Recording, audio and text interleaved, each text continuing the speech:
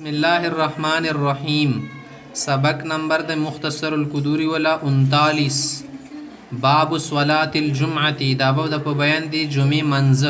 دي چې مصنف رحمت الله علیه د جمعې ولا مسائل خای د جمعې ولا شرایط خای فرمای چې لا تصح الجمعة الا في مصر جامع جمعې منځ نه سکی کې مگر غزا کې چې مصر جامع مصر منا شهر وی جامع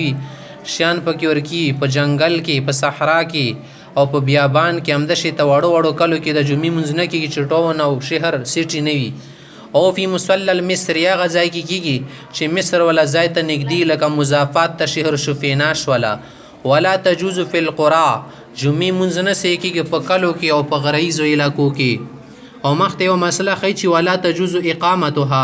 د جمعې منځ کې کول جایز نه دی الا للسلطان بادشاهي کولی شي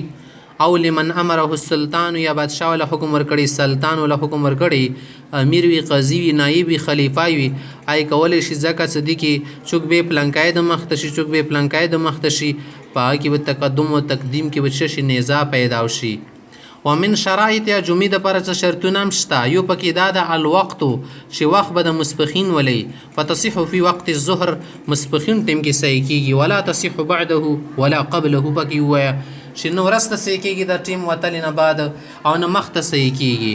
ومن شرائطها یو بل شرط د جمعې منځ د پر دا الخطبه قبل الصلاه منځ نه مخکې به امام صاحب خطبه وایي یخطب الامام خطبتين امام صاحب بدوی خطبه دا توارث سره خبره ده يفصل بينهما بقعده دواړو قاعدو منځ کې به فصل رولي فاصله برولي په یوې قاعدې سره یو خطبه چې لګ بکینی بیا بر پاتې کې دویمه خطبه وي بل د چې ويخطب قائما خطبه په ولاړه یې په ناسته کوي به خبر نه د مکروه شو على الطهاره بلده د پساپا ستره حالت کې دی بیا د سدي ما وي ځکه ک بیا د سوي بیا به منځ کې فصل راشي او د صد پر چې لاړ شي خامختی فین اقتصر على ذکر الله تعالی که صرف د الله ذکر و غیر لک سرټکی او اجاز عند ابي حنیفه رحمه الله تعالی امام صاحب په نسبت نه دا کیږي ځکه شعر شنه ذکر الله سیلیږي وقال صاحبان فرمای چې نه لا بد من ذکر طویل لک دومره ذکر کول پکار دی وګدوي یسمى خطبه چې خطبه نه خو ته ویلې شي نامه ولا ورکړل شي خامختی فین خطب قاعدا کپناس دی خطبه ویلا او على غیر طهارت یا بیا ودسی ویلا جاز کیږي خو جایز ده خو یکره د شی تکول مکروه دی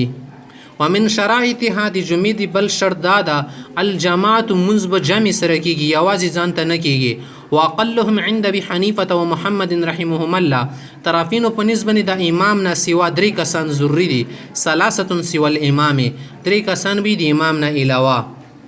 وقال ابو يوسف رحمه الله امام يوسف صاحب وايي اسنان سوى الامام امام نه سوا به دوا کسان وي کده شیطانو به نه کیږي خو صحیح خبره ده په دوه کسانو باندې نه کیږي بلکې امام نه لږ زیات ضروری دي چې دریوي او یو سره امام شي سالور شي مختی سو يجهر الامام بقراءه في الركعتين په دواړو رکعاتو کې به امام د قرات په جاوت ابن اضراب سره وليس فيهما قراءه سوره بعينها دې د پاره سم مقرر معین صورت نشي چې خامخا پکې غوای سنت طریقې رغلی چې مخصوص صورتونه وای خو معین کولای نشي چې نور صورتونه نه صرف مغایې پکې